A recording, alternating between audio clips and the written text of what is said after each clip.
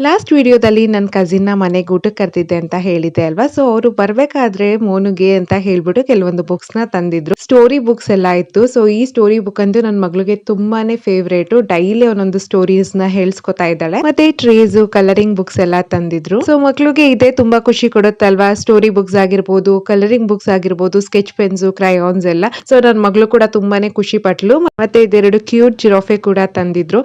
So ಅದನ್ನ ನೋಡಿ ತುಂಬಾನೇ ಖುಷಿ ಪಟ್ಲು. ಆಟ ಆಡಕ್ ಸ್ಟಾರ್ಟ್ ಮಾಡಿದ್ಲು ಮೋನು. The next day. ಮತ್ತೆ ನೆಕ್ಸ್ಟ್ ಡೇ ಮಾರ್ನಿಂಗ್ ವಿಡಿಯೋ ಇದು. ಬ್ರೇಕ್‌ಫಾಸ್ಟ್‌ಗೆ ಈರುಳ್ಳಿ ದೋಸೆನ ಪ್ರಿಪೇರ್ ಮಾಡಿದ್ದೆ. ಈರುಳ್ಳಿ, ಕ್ಯಾರೆಟ್, ಕೊತ್ತಂಬರಿ ಸೊಪ್ಪೆಲ್ಲ ಹಾಕಿ ಅದ್ರ ಜೊತೆಗೆ ಕೋಕೋನಟ್ ಚಟ್ನಿನ ಮಾಡ್ಕೊಂಡಿದ್ದೆ. ಸೊ ಒಳ್ಳೆ ಕಾಂಬಿನೇಷನ್ ಅಂತ ಹೇಳಿ ಬ್ರೇಕ್‌ಫಾಸ್ಟ್ ಎಲ್ಲ ಮುಗಿಸ್ಕೊಂಡು ನಮ್ಮ ಮಂಡ್ಯದಲ್ಲಿ ರೀಸೆಂಟ್ ಆಗಿ ಓಪನ್ ಆಗಿರುವಂತ ಸೆಂಥಿಲ್ ಕುಮಾರ್ ಟೆಕ್ಸ್ಟೈಲ್ಸ್‌ಗೆ ಹೋಗಿದ್ವಿ. ಈ ಶಾಪ್ ಓಪನ್ ಆದಾಗ ಓಪನಿಂಗ್ ಆಫರ್ ಅಂತ ಹೇಳಿ ತುಂಬಾನೇ ಆಫರ್ಸ್ ಬಿಟ್ಟಿದ್ರು. ಸೊ ತುಂಬಾನೇ ಕ್ರೌಡ್ ಇತ್ತು ಆ ಟೈಮಲ್ಲಿ. ನೀವು ಇನ್‌ಸ್ಟಾಗ್ರಾಮ್ ರೀಲ್ಸ್ ಅಲ್ಲಿ ನೋಡಿದ್ರೆ ಗೊತ್ತಿರುತ್ತೆ. ತುಂಬಾನೇ ಕ್ರೌಡ್ ಆಗಿ ಬ್ಯಾರಿಕೇಡ್ ಎಲ್ಲ ಹಾಕಿ ಪೊಲೀಸ್ ಎಲ್ಲ ಪ್ರೊಟೆಕ್ಷನ್ಸ್‌ಗೆ ಅಂತ ಹೇಳಿ ಬಂದಿದ್ರು. ತುಂಬಾನೇ ಜಗಳಗಳೆಲ್ಲ ಆಗಿತ್ತು.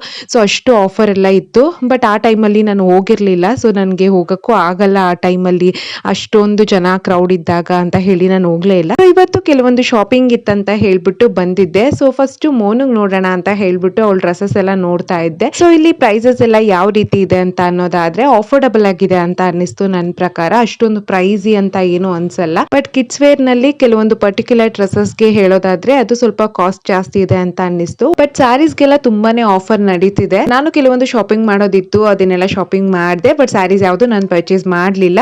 ಸೊ ಹಂಗೆ ಹೋಗ್ತಾ ಮೋನನ ಸ್ಕೂಲಿಂದ ಪಿಕ್ ಮಾಡ್ಕೊಂಡು ಹೋದ್ವಿ.